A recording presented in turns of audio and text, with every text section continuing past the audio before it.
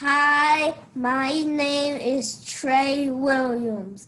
Welcome to day 11 of the virtual reading fair afternoon sessions.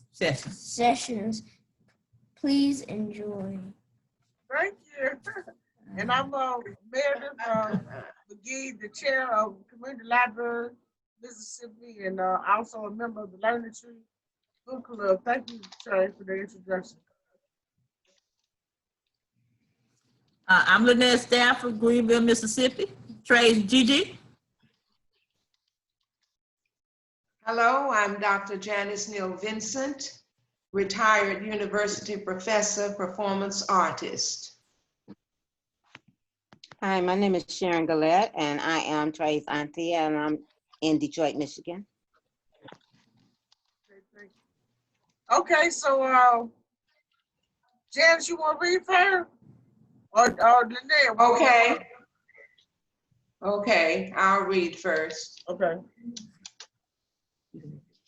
I decided for this afternoon to go back to the book I had mentioned some days ago about post-traumatic stress disorder. This is Post-Traumatic Slave by Joy DeGraw-Leary. She's a PhD, and I can share her picture with you now. Okay. Miss Leary. So she's talking here about the European perspective of slavery.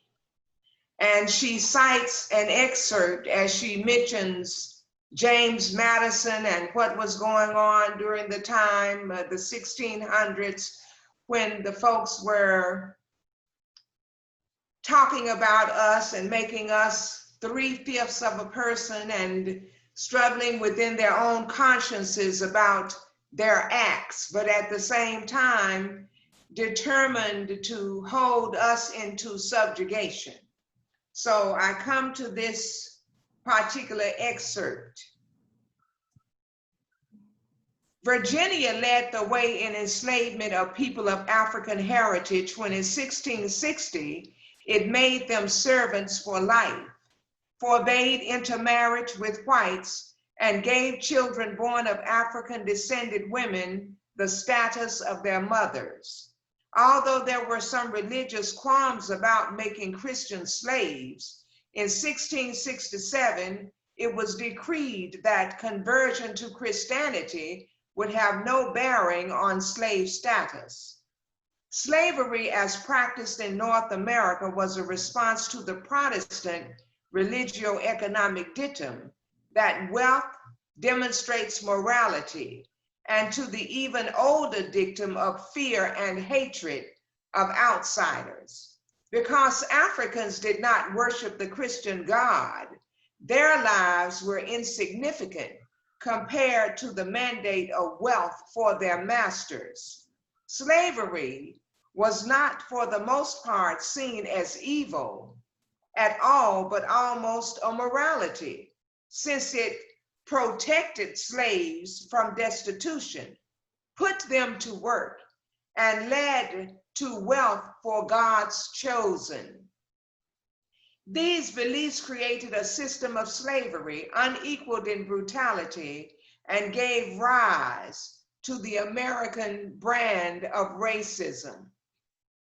So when I came across this, it bothered me, and it has bothered me all my life, as I'm sure it has many, if not all of us, of the African descent. And so I wanted to share it and possibly get some feedback in this session today regarding what you have heard me read. So I see that Meredith has moved from her desk. Do we have anyone who might want to comment about this? Maybe use yourself as an example. I'm saying, well, my friend who joined us the other day, she was so excited about the book that she ordered the book. Okay, well, that's very good. Has she done any reading since that time? I mean, I'm so happy about that. she may have gotten the book, right? I mean, just happened like maybe, like maybe Friday or something. So she may not have gotten the book yet, or she may have just gotten the book. And I just texted her and told her that you're reading from her book. Oh, okay, But very it good. is a how are you enslaving your Christian? And of course, there are passages in the Bible that says honor your master, because we just read through that with Sunday school. But they don't want you to read further when they say masters treat your servants in a Christian manner. And how are you enslaving other people and beating other people and terrorizing other people and say you're doing all of this in the name of Christ? That is not Christ-like. Right, that is not Christ-like. And that's an act that was thrusted upon us to keep us so-called in our places, for them to do whatever they wanted to do. And do you have anything that you might want to say about what's happening today from the White House down to the different states? Is there anybody who might want to talk about that? You're talking about leadership and upholding people in their wrong and making excuses for people when they are wrong and mistreating different people and just acting like some people are less than other people. You caging people, you separating families, you are terrorizing folks. Folks scared to move. Folks, they some people don't know what to do. That's stress. You think you can't walk down the street without being stopped, or you being stopped for nothing, or folks coming up to your house terrorizing you, and you in your place, which is your house, you're supposed to be your sanctuary, and you can't sleep at night, you can't sit on your porch. You got some people that just don't feel safe. And I say this, right. They're talking about the reason that the civil rights really kind of took on a life, quote unquote, a life of its own, is because people could see the terror, people could see the inhumanity, and it's the same thing what's going on now. You say, well, okay, if you do right, the police won't bother you, but we steady seeing that people, and I'm not talking about all police, because you'll never make me say all police. I'm just saying you're seeing where people are doing what they're supposed to be doing, and they're still being mistreated. So I'm not talking about, nobody can ever say you mean all police. I'm just talking about the situations where we see. And some of that is making people more aware of some things that are going on. So as a group, Yes, I say right. police are like every other group of people. You have good and bad in all segments of society. That's correct. And that's why I wanted to see if anyone would want to talk about what's going on today. When I make up my mind about what I've been taught, and I find out that it's not right in terms of my relations with other people, I need to change my mind. If I have read something that I discover is detrimental to humanity, I need to change my mind. And so this belief about one being 3/5 of a person or less than anybody is nothing but a farce. It's something that somebody got started with way back when and started subjugating human beings. It's the same type of treatment when we look at females and how females have often been and continue to be dehumanized in terms of whatever a person may want to do with that person. So this inhumane treatment has no place when it comes to human beings, but it's something that a human being or some human beings got together and started inflicting that type of injury on other people. and it continues down through the ages. So that's why we have to speak up. We have to continue the protesting that's going on around us, because if we stop now, we would be in a mode of, like we were during the early days of the civil rights movement, compromising, not collaborating. So we are striving to collaborate, to force those statues down and force those hearts to do what they need to do, everybody, human beings. And that's why God has thrusted the others out there, because they have become aware. The young people have become aware of the things that we have repeatedly been saying down through the ages. So I'm glad that I was able to share the passage from the post-traumatic book by Leary regarding Virginia and its role of the African Americans dating back to the 1600s. And because sometimes we don't know how all of this may have happened, we know that when we came along, we came to a world that made us upset. And so we have been in retaliation ever since. And I thank you for, Lynette, your contribution. Okay. So, Trey, are you ready to read?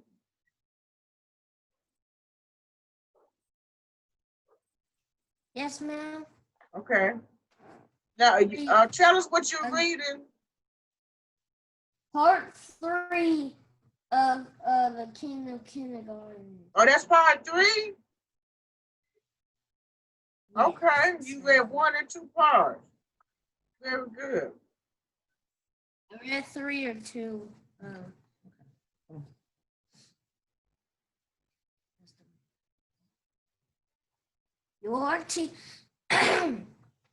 Your teacher will go over classroom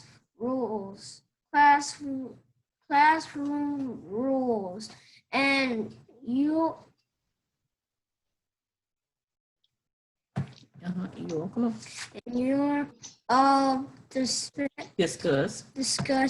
important matters such as shapes and alphabets, and they never end. Mystery of numbers. She'll even read a book about trucks, tractors, and trains.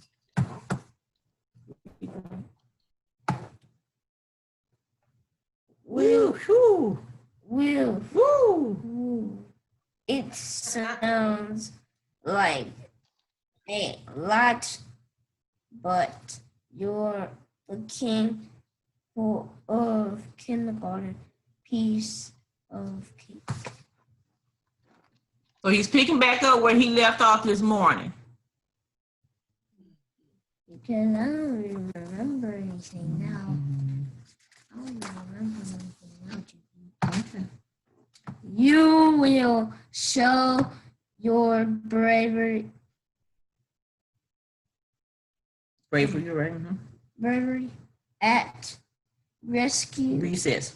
recess when you go up to one of your class and For your classmates. and ask Maria,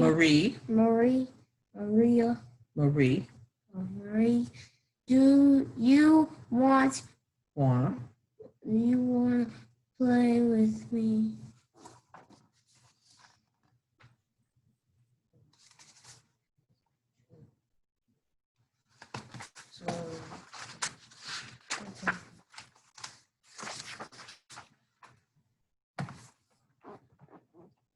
Not only will she say yes, but she'll lead the way in helping you save the kingdom by battling a fire-breathing dragon.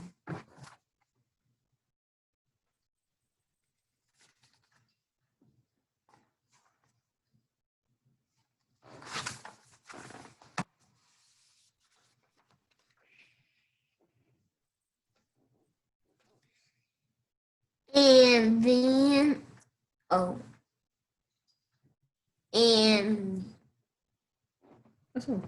the Cafeteria. cafeteria, the boy sitting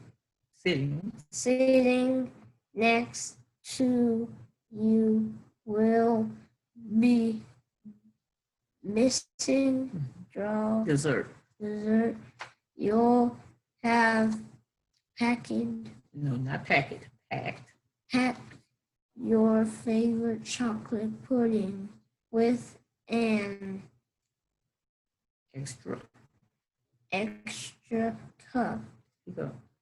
Just in castle Case. case. So you'll say to me, Mm-mm. to him, You go. want a pudding, Howie. Howie? What is his Mhm. name? Howie. That's his name. Howie? Mhm. You'll say thanks, and you won't Mine. mind at all because want Mm-mm. to because what Mm-hmm. could be called Cooler. cooler and shaking sharing with new friends. Speak up. Yes, speak up. I'm looking nervous. Okay, well, speak up. They can't hear you.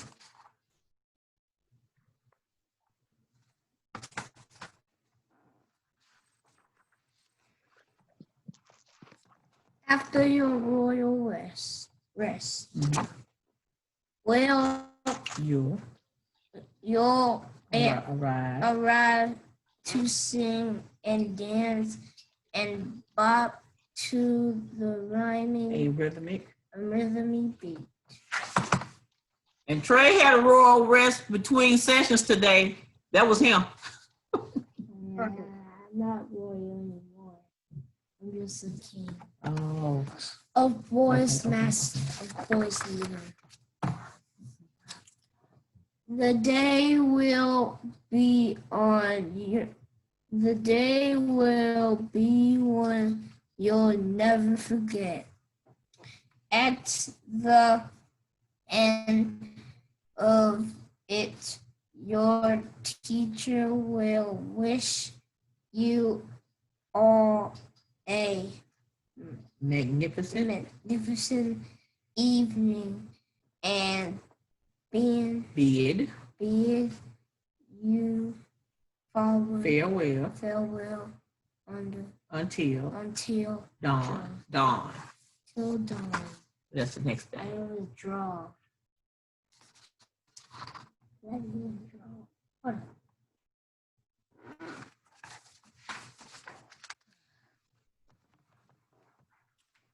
One, you Mm-mm. when you're Mm-mm. Mm-mm.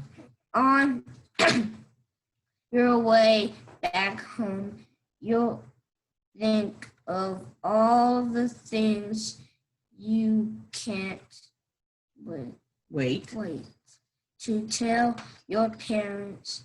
I made a bunch of new friends. My teacher is nice, and recess is the best thing ever. Recess.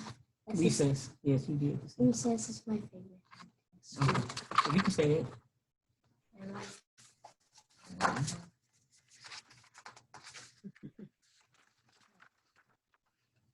Recess is the same. Tomorrow it will begin again. The other, another as the Charming. charming, the wonderful, and the kind king of kindergarten.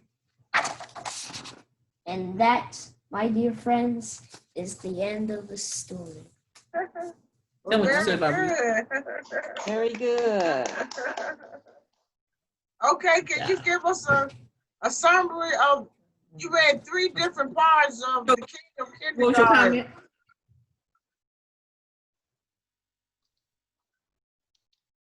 Yes. Part 1, Part 2, and Part 3. This was Part 3. Well, tell me what happened in the book. So, a boy was dreaming that he had a king, and then he was the king of kindergarten. And then he walked, making loads of new friends and sharing. And then it was time to go home, and then it all just reversed back into one whole day again, and then back. It always do. Good job. Okay. He was saying that recess is part of school too. No, my favorite part. He said his favorite part of school is recess. I heard them. Okay. Yeah. What you like to I think do most during kids love recess? Trey, what do you like to do during recess? Just finally get a chance to talk to my friends and then play with Speak them. up, speak up. If I finally get the chance to play with my friends and speak to them. Okay, very good. High school is beginning in August, and I'm going to the 1st grade. Wonderful. So we won't be able to take naps. Oh, He said it's tough. Way too tough. Rough. It's too rough and tough. Okay. Rough and tough. rough and tough, huh? To his I bought that book for him. It crossed my Facebook page some kind of way. So I bought the book for him and I read it to him the night before his first day of kindergarten. I went up to his house and that was his bedtime story. And then I was going to read it to his class going into the Christmas break, and I read it to the whole school. So the school is pre-K through 6, and I read it to the whole school, and they loved it. But it's a beautiful book, beautifully illustrated. Everything is beautiful. Mm-hmm. Gary Barnes wrote the book. I just love you. I love you too, baby. And Vanessa Brandy Newton, she illustrated the book, and I purchased another book by him. I like it. Okay. Are you reading Grandma? Yes, I'm gonna read part 2 of my book. Okay. Wow. So Sharon will appreciate this. So Sharon's gonna have to put this on our to-do list when I come back home. What is that? I'm reading Jacob Lawrence. Okay.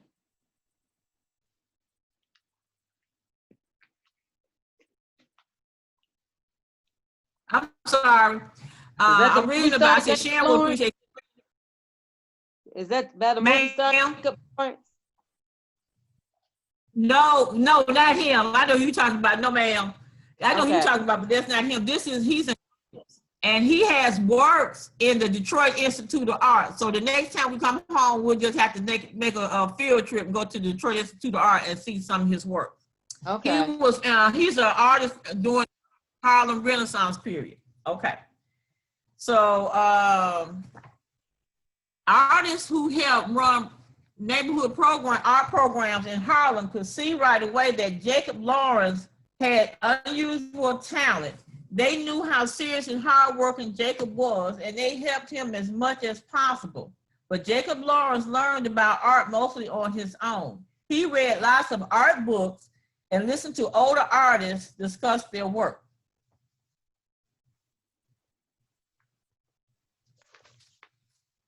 Jacob visited as many art museums in New York City as he could. He saw how both ancient and modern artists used colors and shapes and how they told their stories.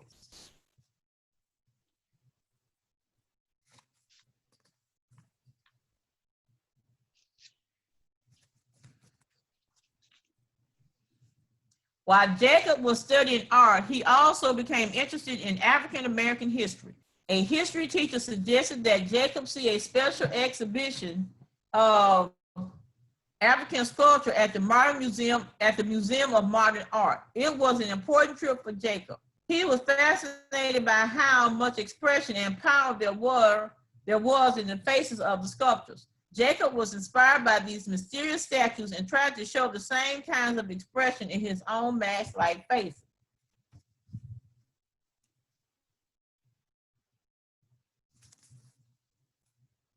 He did those masks too? Let me see. No, ma'am. These masks was done by, they're in somebody's private collection. Unknown, the artists are unknown. So what that tells me is they probably, when somebody got them, somebody didn't just make them. They may have come from Africa and somebody just took them. I don't know, because they don't know who the artist is. So I don't know. African American history was hardly ever taught in schools when Jacob Lawrence was young. Jacob thought this was a serious problem. He knew that people who didn't know their history had no way of feeling proud of their past or themselves. Jacob thought he might be able to help change this with his art. He began by painting the Toussaint Overture series. It contained 41 pictures. They were shown at a local gallery and got lots of attention right away. People liked the way Jacob created a clear, honest history using flat, simple shapes and colors. So these are two more pieces of his art. Hold it up and look closer.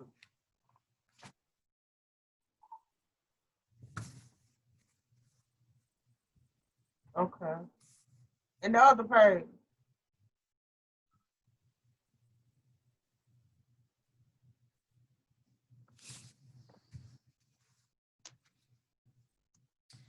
Next, Jacob painted his series about Harriet Tubman. Then he did a series on Frederick Douglass. Excuse me. Frederick Douglass had escaped slavery too. After working hard to educate himself, he started a successful newspaper. Frederick Douglass spent his life fighting slavery and became a U.S. Marshal. So this is Harriet Tubman and Frederick Douglass. Both of these, okay. Harriet Tubman and Frederick Douglass.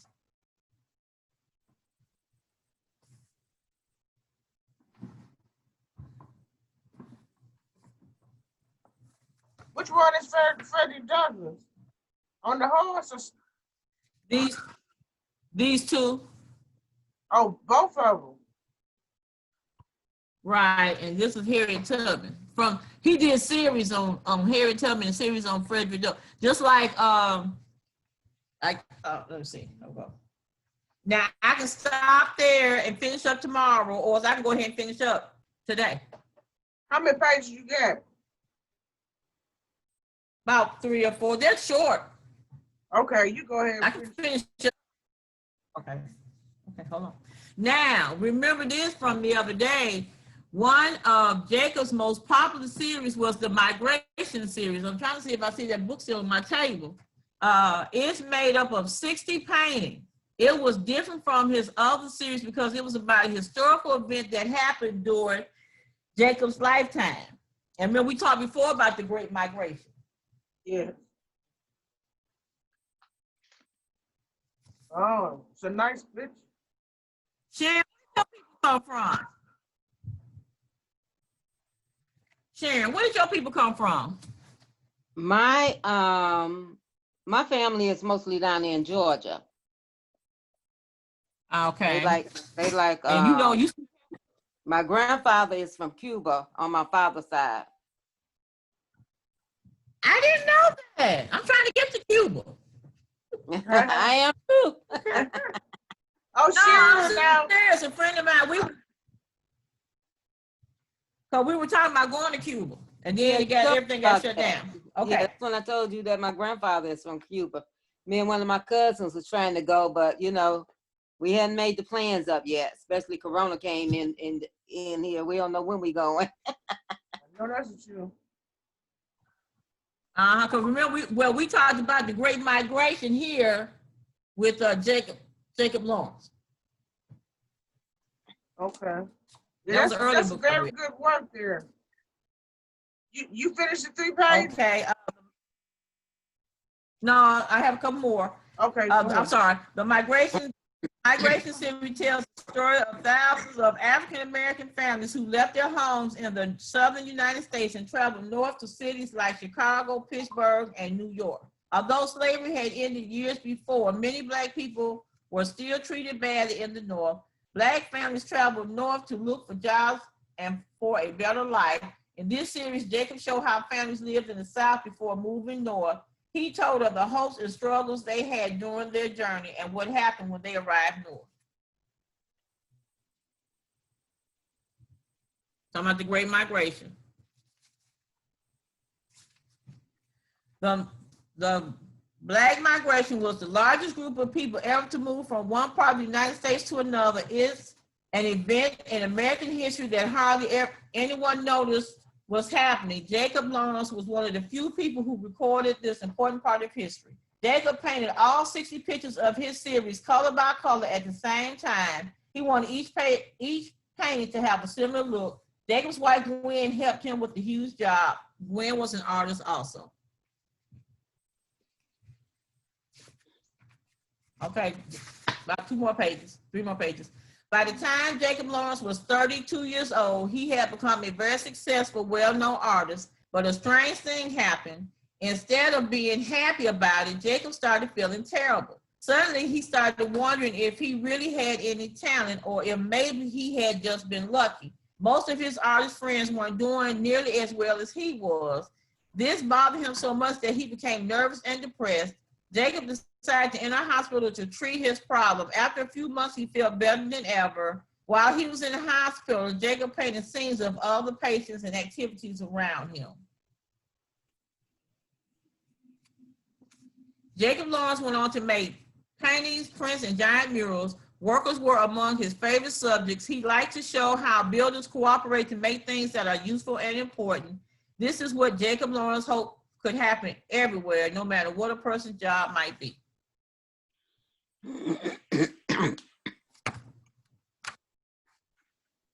Okay. Today, Jacob Lawrence is known not only as a great artist, but a storyteller, historian, and art teacher. Jacob's imaginative style of flat, colorful shapes makes his paintings seem filled with life. All right, so you can see his work in Detroit, Seattle, Washington, Hampton, Virginia, New York, Washington, D.C. And That's very nice. What year was that written?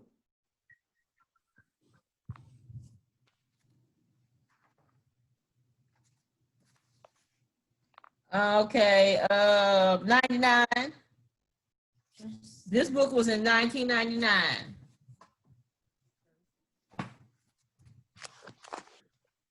And I can't tell when the Great Migration, I guess this was 92. Okay. What I'm gonna read about 2 paragraphs and read the rest tomorrow. That's really interesting because Janice, I wouldn't pull out my Harlem Renaissance reader. I might read okay, very something from good. there tomorrow when she was talking about Jacob Lawrence, and I thought about the Harlem Renaissance. I mean, and then she just mentioned, he said that when he was growing up, they never taught Black history. Well, here it is, 2020, we still have the same problem. Black history Right. is not taught in a lot of school systems. Like, it's required in certain states, like California teaches Asian history, Hispanic history, and Black history. But in Mississippi, it's what they call it is optional. So by it being optional, it's generally left out of our public school system, which is predominantly used by Blacks in this state, because we're almost 40% of 37% of the total population in the state, which I think we have the largest percentage of any of the states. And then during slavery, I think I read, we were half of the population, during the 1870s. But anyway, this is just a very great intellectual exchange. I've been blessed by all of the readers, young and adult, throughout the entire 11 days. And so I'm Yes, and much needed too, much needed. yes. I think you can do a lot with this as a result of what we're learning here. And just based on what you said about the deliberate attempt year after year to keep us out of the book in the schoolroom is something that you can really work on as a publisher and get a lot of things done because of the oral histories that we can share, whoever we are. That's right. And, even from my perspective as a professor, I learned many years ago how we were left out. And I always found a way to incorporate within my syllabi what the students needed to learn. So that's what education is all about. You don't keep it to yourself, you continue to pass it down. That's right. Share it. Yes. Yes, that's right. True. Okay, so Sharon, I've been reading I have a children's series and I have 3 books in the series. This is the second series. And this character, see her, Yeah. Rashida, she's a Black girl with 2 Afro puffs, and she is the only child and the only grandchild in her family. Her mother is a history teacher at Tougaloo College, and her father is a master plumber. But she likes to read a lot with her mother, and her mother has a great influence. But she watched the movie Selma about the Selma Marge, which John Lewis, who died that day, was just beaten there, and she was so shocked about race relations in America in 1965. Her parents couldn't explain it to her, so they decided to take her to museums so that she could start understanding the America of the past. But anyways, they took her to Smith Robinson Museum. Then they took her to the next to the Mississippi State Capitol, which we just learned. The governor, Longino, signed a bill into law to build this state capitol in 1901, and it cost over $1 million to build. And the state of Mississippi sued the railroad company, who owed them back taxes of $1 million. So they used that $1 million and some more to build this magnificent building. It's just a beautiful building. So now I'm on page 22, and I'm reading a few paragraphs. The railroad company was making a lot of money. In 1903, the train was the most modern form of transportation. It was the fastest way to travel. Imagine that. Signing the bill into law to construct a new state capitol was a big achievement. Governor Longino also signed into law an order to build a new state penitentiary on the site of the Parchman Plantation. His office also created the Mississippi Department of Archives and History, which is like our big library. It preserves things, historical books, and also art. Governor Longino signed a bill into law amending the Mississippi Constitution by requiring judges to be elected to office by voters rather than being appointed to office. And so I'm gonna stop there and pick up tomorrow. And I have to tell you, the Sheeta really has taught me a lot. And sometimes the parents they read it with their children. They say that it's just a family affair because everybody in the family can learn from the story that the shooter tells as she tours museums or finds out historical exhibits in her journey, in her parents' journey to try to bring her up to speed. Okay, so anybody have any final thoughts? You gonna take us away too? Go ahead, Lynette. I'll say I visited the Department of Archives and History. I was in Jackson one day and I had time to kill, and I was catching the bus. So because I had flew into Jackson, so I walked over there, and that was 100 years, 100 years ago, but it was interesting. So I wanted to share this with Sharon.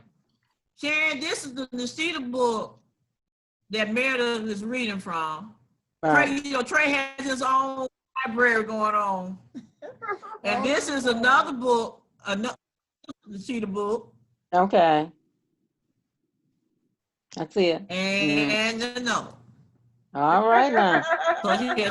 His own connection. She has 3 books. Uh-huh. Yes, ma'am.